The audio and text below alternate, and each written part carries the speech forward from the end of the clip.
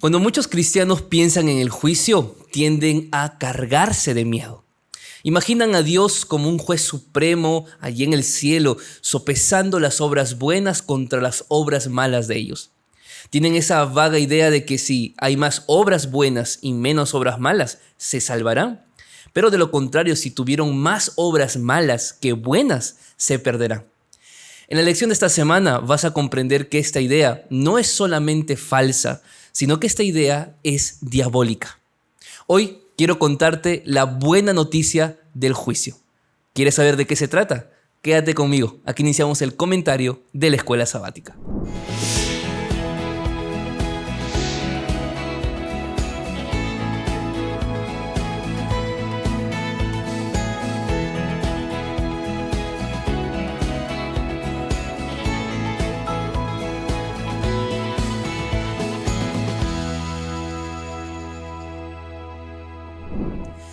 ¿Qué tal amigos? ¿Cómo están? Bienvenidos sean ustedes a un nuevo estudio de la Biblia.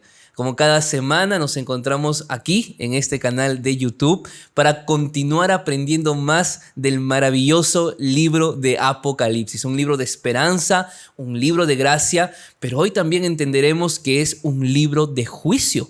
Y vamos a ver cómo en la mente de Dios funciona el juicio y creo que nos vamos a llevar grandes sorpresas. Si por primera vez te estás uniendo a este canal, pues quiero darte la bienvenida. Yo soy el pastor Anthony Araujo, soy pastor de la Iglesia Adventista aquí en el Perú y para mí es una gran alegría que me estés acompañando en este estudio. Quédate hasta el final, por favor, porque sé que Dios hoy va a bendecir grandemente tu vida. Y aquellos que ya son parte de la familia, que siempre están escribiendo en los mensajes, en los comentarios, aquellos que comparten este video con sus amigos, con su iglesia, con su familia. Muchas gracias. Creo que Dios está permitiendo que no solo crezcamos numéricamente en este canal, sino que sobre todo Dios está permitiendo que crezcamos espiritualmente y eso es lo más importante. Así que bienvenidos a todos. Si aún no se han suscrito al canal, pues háganlo en este momento dándole clic allí en el botón de suscribirse. La lección de esta semana va a ser una lección muy linda y creo que a partir de aquí tu concepto acerca de juicio y cómo Dios mira el juicio va a cambiar, te va a dar esperanza. Así que vamos a orar para empezar. Querido Señor y Padre que estás en el cielo, muchas gracias porque en diferentes lugares, en diferentes países, estamos viéndonos a través de este video para poder estudiar tu palabra. Hay muchos que están en casa en este momento solos, otros que tal vez están escuchando a través de una radio, a través de un megáfono, en algún lugar abierto, en algún lugar cerrado. Hay mucha gente, Señor, que aquí está reunido en casa, con los amigos, con la iglesia, donde quiera que se encuentren. Tu Espíritu Santo esté con ellos y hoy podamos comprender las buenas noticias del juicio. Bendícenos en el nombre de Jesús. Amén, Señor. Vamos a nuestro texto principal de la semana. Quiero invitarte a que abras tu Biblia y busques Apocalipsis, capítulo 14. Vamos a leer el versículo 7. Dice así. Decía a gran voz, teman a Dios y denle gloria, porque ha llegado la hora de su juicio. Y adoren al que hizo el cielo y la tierra, el mar y las fuentes de las aguas. Creo que la lección de hoy va a ser muy importante porque vamos a entrar ya a hablar de esta tercera frase que menciona el versículo. Ya la semana pasada, si tú recuerdas, hemos estudiado las dos primeras frases. ¿Cuáles eran? Temer a Dios, ya hemos explicado qué es temer a Dios y ya hemos explicado qué es dar gloria a Dios. Así que si por ahí tú perdiste el video, hay un enlace que va a quedar allí para que tú puedas ver esta parte del video. En este lado de la pantalla va a haber un enlace, así que tú vas a poder ahí darle clic si perdiste y quieres entender qué es el temor a Dios y qué significa darle gloria a Dios. Hoy vamos a hablar acerca del juicio, también lo haremos la siguiente semana, pero en esta semana principalmente vamos a explorar los temas más profundos acerca del juicio con relación al gran conflicto que asola este universo. ¿Cómo es que se va a dar el juicio? ¿Qué tipo de juicio va a experimentar el ser humano? ¿Y ese juicio es bueno? ¿Ese juicio es malo? ¿Qué enseña la Biblia? Así que empecemos con nuestro desarrollo día por día. Vamos al día domingo de la lección que lleva por título La importancia de la hora del juicio. Quiero que leas conmigo Apocalipsis capítulo 14, versículo 6, que dice así: En medio del cielo vi volar otro ángel que tenía el evangelio eterno para predicarlo a los habitantes de la tierra, a toda nación, tribu, lengua y pueblo. Es interesante que el versículo número 7, donde habla acerca de temer a Dios, darle gloria porque la hora del juicio ha llegado, esté después del ángel o de las características de este ángel que lleva el evangelio eterno. ¿Qué quiero decir con esto, queridos amigos? Que el juicio o la hora del juicio que se anuncia es parte del evangelio eterno. Y si el evangelio son buenas nuevas, porque son buenas nuevas, no son malas nuevas. Si el evangelio son buenas nuevas, el juicio no puede ser terrorífico. El juicio no puede ser algo donde el ser humano piense que va a sufrir. Porque si las buenas nuevas es para este tiempo, el juicio de Dios también tiene que ser algo bueno para el ser humano. Por eso es importante que entendamos qué implica un juicio divino. Ahora, yo quiero que en este día, domingo de la lección, entendamos 5 cosas básicas acerca del juicio. Número 1, el juicio no es un evento, el juicio es un proceso. ¿Entiendes lo que es un evento, verdad? Un evento es algo que empieza en un día y termina allí mismo. Son momentos específicos. Y aunque si bien es cierto, el juicio de Dios va a tener un tiempo específico, no es un evento en el sentido de que empieza hoy y termina mañana. Es un proceso porque tiene 3 momentos diferentes. El juicio de Dios empezó antes de su segunda venida de Él, o la segunda venida de Cristo. Va a continuar ese juicio durante los 1000 años que estemos en el cielo y habrá un momento definitivo, un momento final del juicio luego de esos 1000 años. Por lo tanto, hablamos de un juicio preadvenimiento, un juicio durante el milenio y un juicio postadvenimiento. Muchos le conocen también como el juicio investigador, el juicio comprobatorio y el juicio ejecutivo. Te das cuenta, no es un evento único en la historia, son procesos que va a tomar un tiempo determinado, pero que va a ser clave para poder reivindicar lo que es el carácter de Dios y poder reivindicar también a su iglesia. Ahora, en segundo lugar, ¿quiénes van a comparecer delante del juicio? ¿Cuántos van a estar delante del tribunal de Cristo? Vamos a leer 2 Corintios capítulo 5, versículo 10. Dice así: Porque es necesario que todos nosotros comparezcamos ante el tribunal de Cristo, para que cada uno reciba según lo que haya hecho mientras estaba en el cuerpo, sea bueno o sea malo. ¿Qué nos está diciendo entonces este versículo? ¿Cuántos van a comparecer ante el tribunal de Cristo? El texto bíblico dice todos nosotros. O sea, nadie va a salvarse de comparecer ante el tribunal de Cristo. ¿Está bien? Todos vamos a comparecer. Ese es el segundo concepto que quería traer aquí para poder hablar del juicio. Número 3. El juicio tiene etapas, como les he mencionado, pero empieza antes de la segunda venida de Cristo. ¿Cómo es que podemos saber y decir esto? Bueno, por el texto que acabamos de leer de Apocalipsis 14, 7. Porque este mensaje de Apocalipsis 14, el mensaje de los 3 ángeles, es un mensaje de arrepentimiento antes que Cristo venga. Entendemos que una vez que Cristo viene, ya no hay oportunidad de arrepentimiento, ¿verdad? Después que Cristo venga, ya no habrá ese tiempo para poder arrepentirse, pedir perdón, porque ya los libros se habrán cerrado, los buenos seguirán siendo buenos y los malos seguirán siendo malos. Esa es la realidad. Por lo tanto, este juicio tuvo que haber empezado antes, mejor dicho, ahora en este tiempo. Ya estamos en esta primera parte del juicio de Dios. Vamos a una cuarta realidad. Este juicio, como todo juicio que existe, va a tener sentencia. Todos comparecemos, ya empezó el juicio, estamos en una etapa de este juicio y este juicio tendrá entonces una sentencia. Vamos a ver qué nos dice Apocalipsis capítulo 22, versículo número 12, para entender lo que significa que va a haber una sentencia. Dice así la palabra de Dios: vengo pronto y mi galardón conmigo para recompensar a cada uno según sea su obra. Yo te pregunto, cuando alguien recibe una recompensa, ¿alguien recibe algo malo si es una recompensa?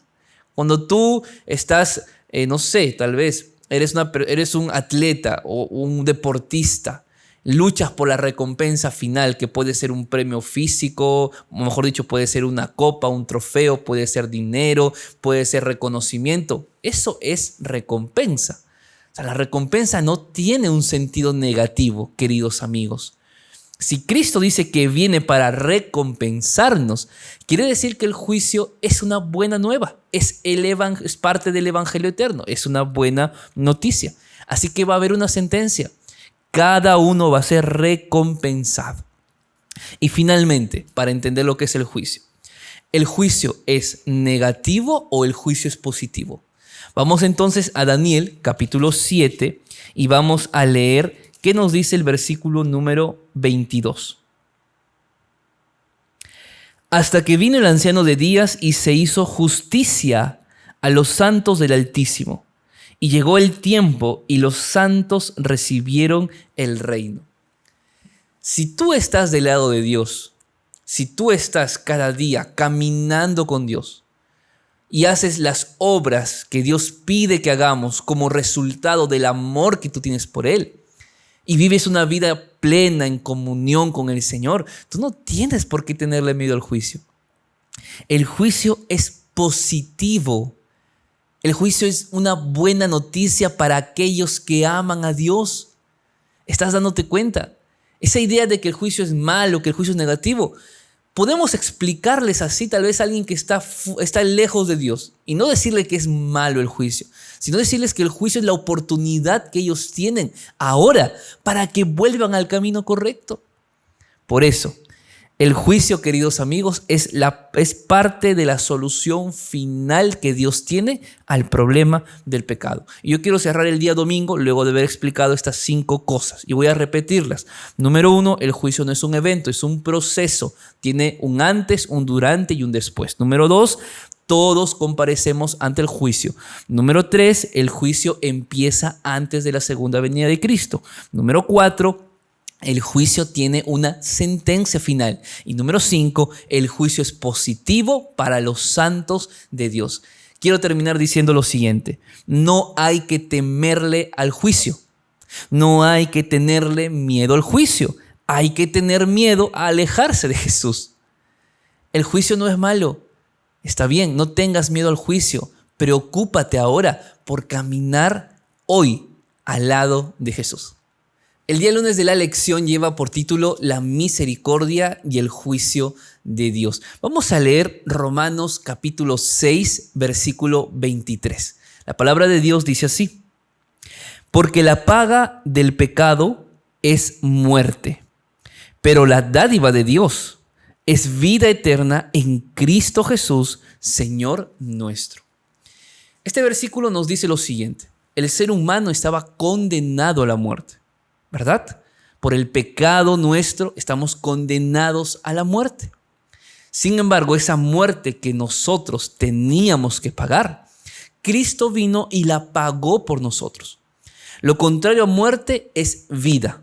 Y Jesús dice: yo soy el camino, yo soy la verdad y yo soy la vida. Así que la muerte del ser humano la muere Jesús. Y la vida que Él es nos da también a nosotros para tener la oportunidad de enfrentar el juicio con esperanza. Por eso, además del pecado y además de que la consecuencia final del pecado es la muerte, Jesús nos dice: yo tengo un regalo para ustedes. Y ese regalo es la vida eterna. Mira, tu vida no está condenada a la muerte mientras tú sigas vivo y aceptes el regalo de la vida eterna. Dios no sopesa tus obras para ver si eres bueno o eres malo. Y déjame explicarte eso en este momento. Mira, es importante entender lo siguiente: en el juicio de Dios, las obras van a ser analizadas. Quiero que veas conmigo qué dice Apocalipsis capítulo 20. Y vamos a leer el versículo número 12, que dice así. Y vi los muertos, grandes y pequeños, de pie ante Dios. Los libros fueron abiertos y otro libro fue abierto, el cual es el libro de la vida. Y fueron juzgados los muertos por las cosas que estaban escritas en los libros según sus obras. Este punto es importante porque aquí habla de las obras. Alguna vez alguien me preguntó y me dijo, pastor, si usted muere hoy, ¿se salva o se pierde? Y yo le digo, ¿cómo tú podrías sopesar eso? ¿Cuál sería para ti tu evaluación si me salvo o me pierdo? Y me dijo, pero es fácil, pastor. Lo único que tiene que hacer es pensar, ¿hoy hizo más cosas buenas o hizo más cosas malas? Si hizo más cosas buenas, va para el cielo. Si son más cosas malas, se va a perder. Yo le digo, mira, ese concepto es diabólico. No es así. No funciona así. El juicio de Dios, queridos amigos, no es de acuerdo a cuántas cosas buenas tienes y cuántas cosas malas. Si nosotros pensáramos de esa manera, estaríamos cayendo en el concepto de que la salvación es por obras.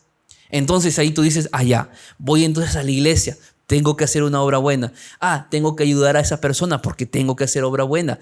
Ya, tengo que dar un diezmo. Tengo que predicar.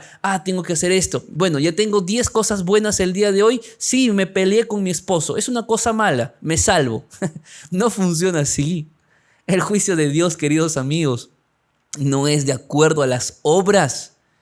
Es muy claro lo que la Biblia dice, por ejemplo, en Efesios capítulo 2, versículo 8 y 9. ¿Te parece si lo leemos? La palabra de Dios dice así. Porque por gracia sois salvos por medio de la fe, y esto no es de vosotros, pues es un regalo de Dios, no por obras, para que nadie se gloríe. Más claro es imposible hablar de la salvación. Es muy claro. Tu salvación no es por tus obras. ¿Me dejo entender? Tu salvación es un regalo que Dios te dio. Tú no podías hacer nada para salvarte, ni yo puedo hacer nada para salvarme. La salvación es un regalo de Dios a través de Cristo Jesús. Por eso Romanos también decía, que es Pablo el mismo que escribió Efesios, y Pablo que decía en Romanos 6:23, y la dádiva de Dios es la vida eterna en Cristo Jesús. Mejor dicho, por la muerte de Jesús, hoy tenemos esperanza de vida eterna. Así que la pregunta es, ¿y dónde entran las obras? ¿Por qué dice la Biblia que el juicio también se va a medir por obras? Es muy sencillo, no tienes que complicarte aquí la vida. 2 cosas que yo quiero decir acerca de las obras. En primer lugar, las obras no son la causa de tu salvación. Escucha bien esto. Las obras no son la causa de tu salvación, sino el efecto de ser salvos. ¿Qué significa esto? Que las obras que tú haces no es para salvarte, sino es porque ya Cristo te salvó, entendiste la salvación, entendiste que la muerte de Jesús por ti era todo lo que tú necesitabas, y por el amor a Cristo Jesús, tú decides obedecer a Dios. ¿Te das cuenta? Por eso, en Juan capítulo 14, versículo 15, ¿qué dice la Biblia? Si me amáis, guardad mis mandamientos. Jesús no dijo, guarda mis mandamientos para que me puedas amar. Hay mucha gente que hace eso y no es feliz. Guarda el sábado, guarda lo de aquí, guarda los 10 mandamientos y no es feliz. ¿Por qué? Porque piensa que el punto principal es guardar. Ya te he dicho esto, tú puedes guardar toda la ley y estar perdido porque no tienes a Cristo en tu corazón. Joven rico guardaba todo, estaba perdido. Nicodemo guardaba todo como buen fariseo, perdido. ¿Por qué? Porque puedes guardar la ley y no amar a Cristo. Preocúpate por amar a Cristo. Por eso Jesús dice, ámame. Si me amas, guarda mis mandamientos. Va a ser mucho más fácil porque vas a tener una razón para guardar los mandamientos. Amas a Dios, Dios te salvó, Dios te libró, Dios guió tu vida. Hoy tú fuiste bautizado, hoy tú eres salvo por la gracia de Cristo Jesús. ¿Qué tienes que hacer? ¿Hacer algo más para salvarte? No, Cristo lo hizo todo. Lo que tienes que hacer es obedecerle en respuesta al amor que tú tienes por Él. ¿Está claro entonces? Tu salvación no es por tus obras. Tus obras son una muestra de que tú ya eres salvo en Cristo Jesús. Y en segundo lugar, esto es importante, queridos amigos, incluso solo en el juicio de Dios veremos si nuestras obras fueron hechas como resultado del amor a Dios. Por eso es que las obras son importantes en el juicio. Déjame explicarte de la siguiente manera. Hay una parábola que está en Mateo capítulo 25, la parábola de las 10 vírgenes. 10 vírgenes que tienen la lámpara y que esperan al novio. Para ponerlo en palabras actuales, el pueblo de Dios que tiene la Biblia y espera a Cristo. Así de simple. Podríamos hablar más de esto. Dice que estas 10 vírgenes son 5 prudentes, son 5 insensatas. Dentro del pueblo de Dios hay prudentes, hay insensatos. Dentro del pueblo de Dios hay cizaña, hay trigo, hay fríos, hay tibios y hay calientes. Esa es la realidad del pueblo de Dios. Ese es el diagnóstico de la iglesia. ¿Ok? Ahora, ¿por qué es prudente y por qué es insensato? No es porque sea malo o sea bueno. Es porque tienen aceite. 5 tienen aceite, 5 no tienen aceite. ¿Qué es el aceite? El Espíritu Santo. Mejor dicho, las prudentes tienen al Espíritu Santo y muestran en su vida al Espíritu Santo. Pero las otras 5 insensatas no tienen aceite. Eso es curioso. Por eso solo 5 entraron a la boda del novio de Mateo 25. Solo entraron las que tenían el aceite. Al cielo solo van las que tienen al Espíritu Santo y las que reflejan en su vida diaria al Espíritu Santo. Ahora, ¿por qué hago toda esta introducción en este segundo punto? Yo quiero que me acompañes y veamos 2 textos bíblicos. El primero es Mateo capítulo 25 y quiero que leas conmigo el versículo número 11 y 12, hablando de estas 5 vírgenes insensatas que no tenían aceite. Se despreocuparon de buscar el bautismo del Espíritu Santo. ¿Qué dice la Biblia de ellas? Después llegaron también las otras vírgenes diciendo: Señor, Señor, ábrenos. Pero él respondió y dijo: de cierto os digo que no os conozco.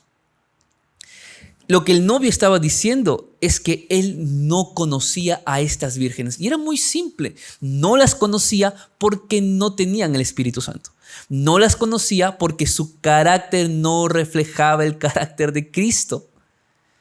Ahora, esta expresión "no os conozco", tú recordarás algún otro pasaje en la Biblia donde Jesús también dice esto.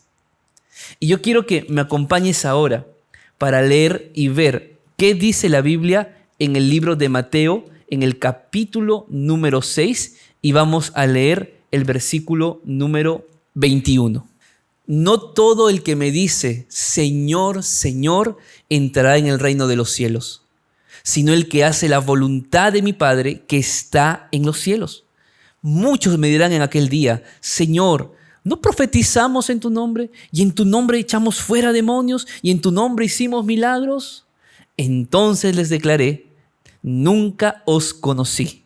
Apartaos de mí, hacedores de maldad. Yo quiero cerrar el día lunes diciendo lo siguiente: no solo preocúpate por amar a Dios para hacer buenas obras. Preocúpate porque esas buenas obras sean hechas de corazón y con buena intención y no buscando tu propio placer y tu propia conveniencia.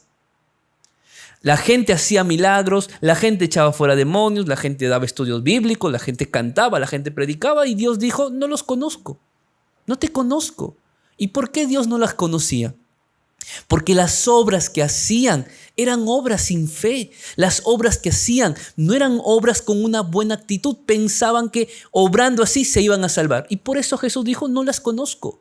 La salvación que yo di era todo para ustedes. No tienes que hacer méritos para salvarte. Tienes que hacer los méritos de hacer las obras de Dios, porque Cristo Jesús ya te dio la salvación. Entonces, número 1, las obras no son la causa de tu salvación. Las obras son el efecto de haber sido salvos. Y número 2, preocúpate porque esas obras que hagas sean hechas también con la actitud correcta.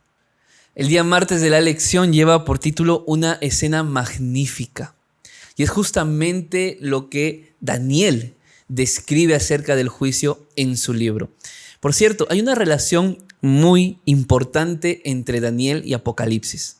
Mientras que Daniel sella el libro, Juan escribe de que era necesario abrir aquel libro sellado. Mientras que Apocalipsis, Juan escribe acerca de la hora del juicio, Daniel habla acerca del juicio. Veamos un poco esta escena que Daniel escribe sobre el juicio. Yo quiero que vayas conmigo a Daniel capítulo 7. Vamos a leer el versículo número 9, número 10 y número 13, que dice así. Estuve mirando hasta que fueron puestos unos tronos y se sentó un anciano de días.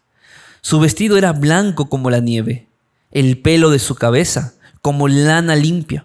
Su trono, una llama de fuego y fuego ardiente las ruedas del mismo. Un río de fuego procedía y salía de delante de él.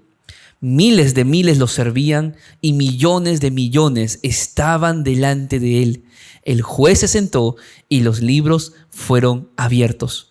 Miraba yo en la visión de la noche y vi con las nubes del cielo venía uno como un hijo de hombre. Vino hasta el anciano de días y lo hicieron acercarse delante de él. Lo que acabamos de leer no es otra cosa, sino que aquella descripción que hace Daniel acerca del juicio. El anciano de días, el Padre, uno como hijo del hombre, Jesucristo, los libros abiertos y millones delante de él. Ahora, ¿qué quiero resaltar o qué es lo que la lección nos pide que resaltemos en este día? Tratar de ubicar, queridos amigos, cuándo es que esta escena empieza a suceder. Mejor dicho, cuándo es que el juicio inicia. Si tú ves, esta escena del juicio es algo diferente a lo que está escrito antes del versículo número 9. Porque de Daniel capítulo 7, versículo 1 al versículo 8, tú vas a encontrar allí una descripción de las bestias que ve Daniel en visión. Ahora, hemos estudiado Daniel ya hace un tiempo atrás. También hay un video acerca del capítulo 7 de Daniel que voy a dejarte en este lado para que lo puedas ver y también recordar un poco qué fue lo que Daniel vio. Pero no voy a entrar aquí en detalles. Sin embargo, quiero decir dos cosas para entender a dónde quiero que lleguemos en el estudio de este día. Número 1, Daniel capítulo 7 es un panorama histórico de los eventos desde el tiempo de Daniel hasta el tiempo final. Eso es Daniel capítulo 7. Y en general, en realidad, todo el libro de Daniel son eventos desde el tiempo de Daniel hasta el tiempo final. ¿Cómo es que podemos saber eso? Bueno, Daniel 2 describe la visión de la estatua. ¿Recuerdas? Cabeza de oro, pechos de plata, muslos de bronce y piernas de hierro y pies de hierro con barro cocido. Eso que está en Daniel capítulo 2 es lo mismo de Daniel capítulo 7, solamente que ahora enfocado en bestias, en animales. ¿Ok? Babilonia, Medo-Persia, Grecia, Roma. Ahora, ¿por qué digo esto? Daniel 2 habla de aspectos políticos, ojo con esto. Daniel 7 habla de aspectos ya religiosos. Y entendiendo que el tema del juicio es un tema religioso, es curioso que esta visión del juicio que acabamos de leer en un inicio del día está después de que Daniel hable de la cuarta bestia. ¿Qué significa esto? Que el juicio de Dios tuvo que haber empezado cerca, antes, después del tiempo de dominio de esta cuarta bestia. ¿Cómo es que nosotros podemos tener un alcance más aproximado para saber cuándo debería empezar el juicio? Vamos a leer qué dice el versículo número 24 o versículo número 25. Dice así: hablará palabras contra el Altísimo y a los santos del Altísimo quebrantará y pensará en cambiar los tiempos y la ley, y serán entregados en sus manos hasta tiempos y medio tiempo. De esto hablamos en la lección número 1. que representaba a los 1260 días. ¿Qué significa esto? Que después del periodo de la cuarta bestia y después del periodo del cuerno pequeño, ¿ok?, que termina en 1798, es que después de ese periodo, aquella visión del juicio tendría que empezar.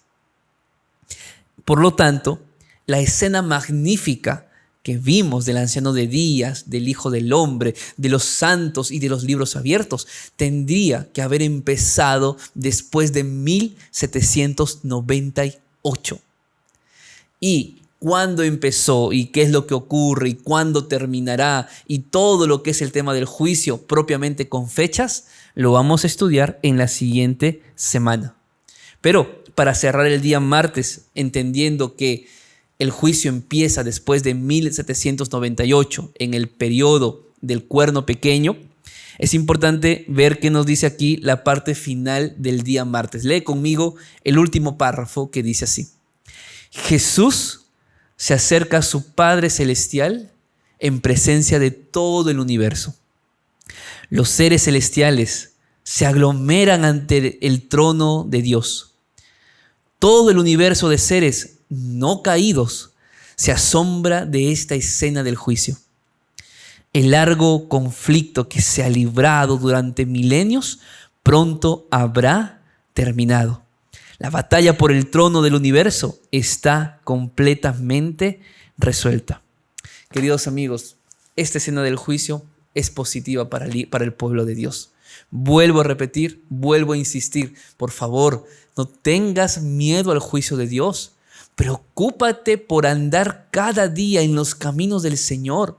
Preocúpate por amar a Dios. Y ese amor a Dios te lleve a hacer buenas obras de buen corazón, con buena actitud.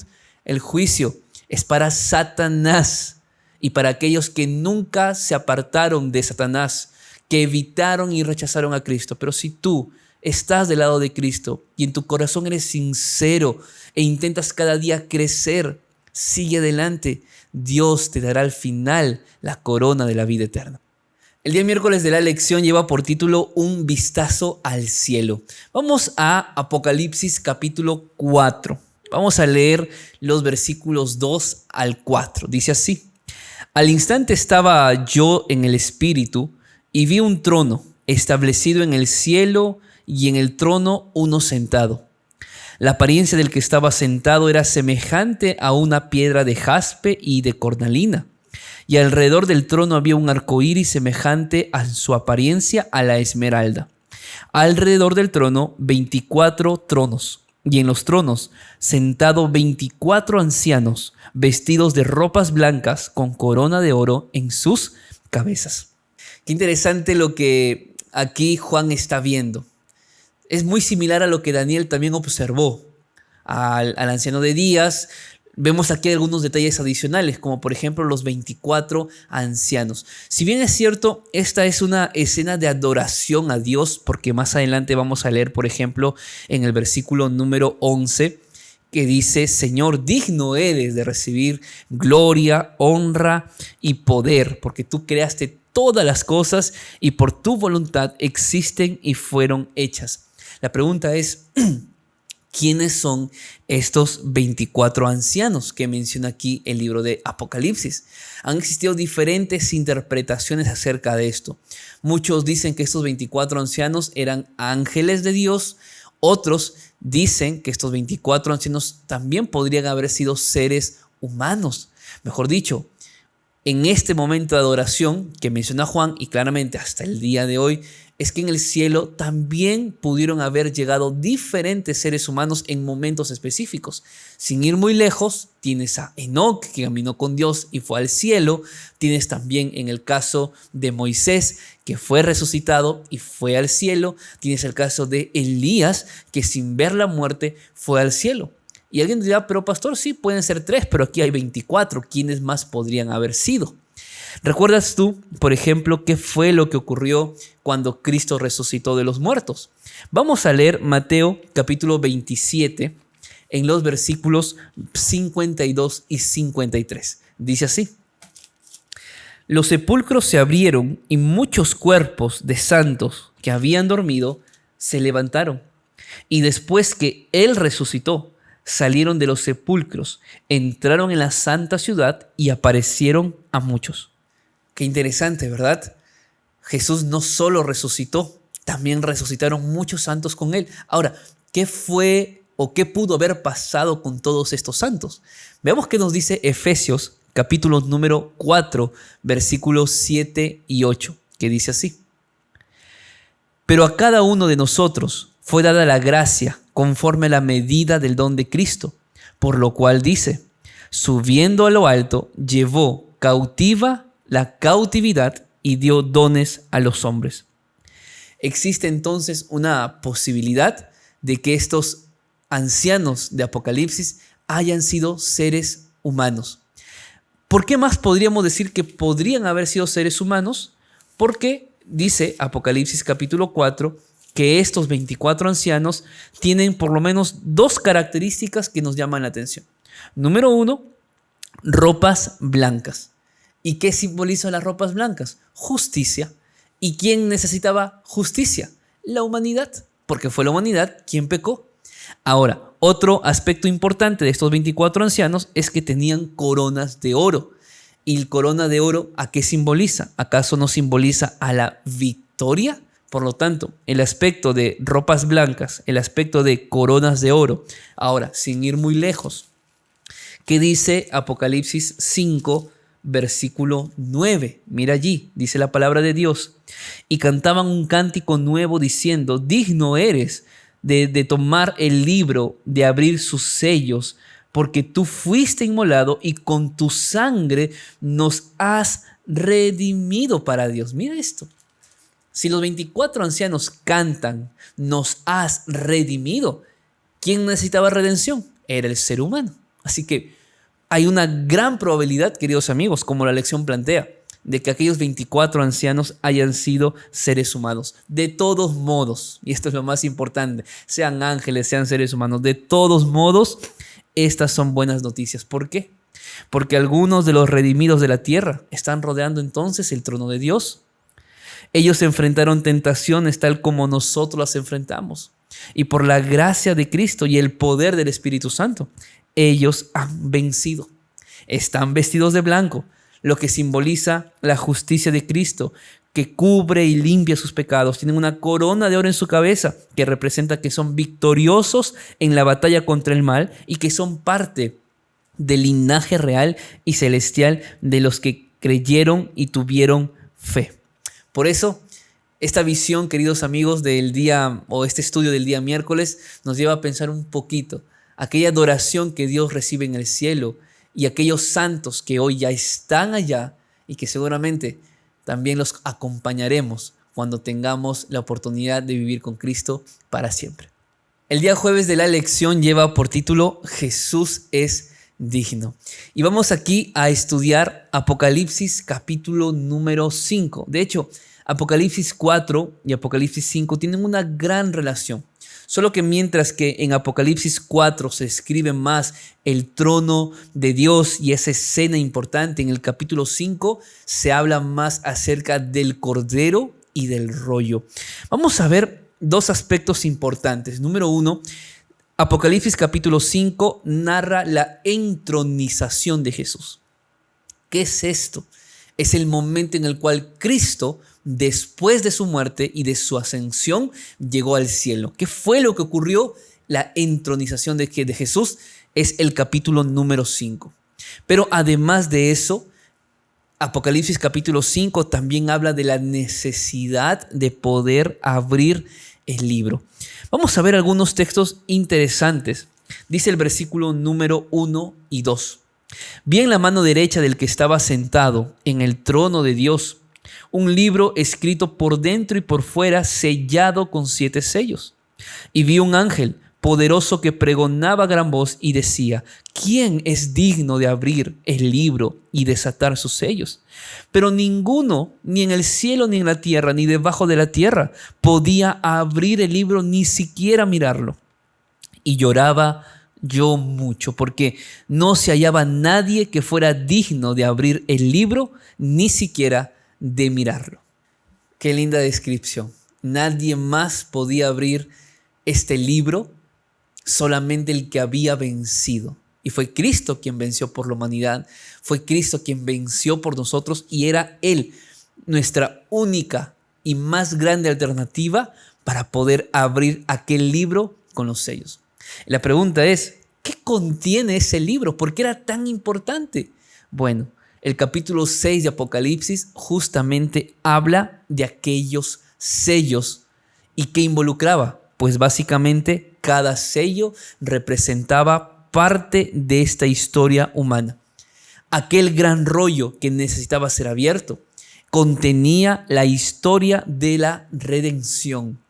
Desde la segunda, o mejor dicho, desde la primera venida de Jesús hasta la segunda venida de Cristo. Saben, queridos amigos, Jesús, ese Cordero de Dios que sacrificó su vida por darte salvación, ese Cristo que murió por ti para darte una oportunidad de esperanza, Él es el que está hoy dirigiendo este juicio. Aquel que te amó o aquel que te ama, aquel que te perdona, es aquel que está dirigiendo el juicio. Si tú estás del lado de Dios, no hay por qué tenerle miedo al juicio. El juicio es una buena noticia, es una noticia increíblemente buena para el pueblo de Dios. ¿Y sabes por qué es increíblemente buena? Porque habla acerca del fin del reino del pecado y de la liberación del pueblo de Dios. Yo te pregunto, ¿hay acaso algo más alentador que esto? Estamos en crisis, estamos viviendo los momentos más duros de la historia de este mundo. ¿Realmente crees que el juicio va a terminar por acabar contigo? Yo quiero invitarte a que hoy tú puedas, en el nombre de Jesús, mirar cada día a Él, mirar a tu Salvador, caminar con Él cada día, leer este libro de Apocalipsis y ver justamente que el juicio es real, pero que este juicio, si estás del lado de Dios, será un juicio positivo. No te preocupes tanto por el juicio, ¿sabes? Preocúpate por caminar cada día de la mano de Dios. Preocúpate por obedecer a Dios, a sus mandamientos, no pensando que eso te va a salvar, sino porque ya eres salvo por la sangre de Cristo Jesús. Y sobre todo, comparte el mensaje con los demás. Hoy hay mucha gente que está perdida en los negocios de Satanás. Hay mucha gente que está entregando su alma al diablo y que lamentablemente, si nosotros no vamos a ellos, nunca entenderán que ellos aún tienen esperanza para sus vidas. Yo quiero terminar leyendo qué dice Testimonios para la Iglesia en el tomo 5, en la página 446, que dice lo siguiente: no debemos contestar las acusaciones de Satanás contra nosotros.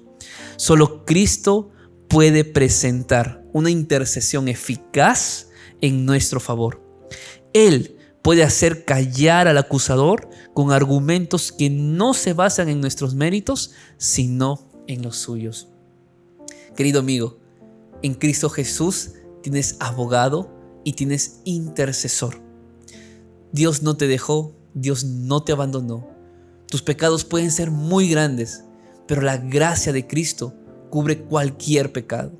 Si hoy necesitas venir a Él, si hoy necesitas reafirmar, renovar tu compromiso con Él, hazlo. Mientras Dios te da la vida, Dios te da esperanza, Dios te da oportunidad. La buena nueva es que el juicio llegó, es que el juicio empezó. Y hoy Dios te está llamando para arrepentirte. Dios te está llamando para perdonar tus pecados. Dios te llama hoy para que compartas buenas nuevas del Evangelio eterno a las demás personas que aún no conocen a Cristo. Si nadie les predica, ¿cómo conocerán a Jesús? Haz la obra de Dios. Déjate utilizar por el Espíritu Santo. Sé un instrumento en las manos de Dios, pero nada de lo que hagas, lo hagas pensando en que por eso te vas a salvar. Cristo ya te dio la salvación. Cristo ya murió por ti. Ahora es tiempo de que tú vivas para Él. Que Dios te bendiga, que Dios te guarde y gracias por estar conmigo hasta el final. Hoy conociste la buena noticia del juicio. compártelo con otros. Comparte este video. Hay alguien que necesitará escuchar de la esperanza que Cristo ofrece. Conmigo será hasta la siguiente semana. Chao, chao.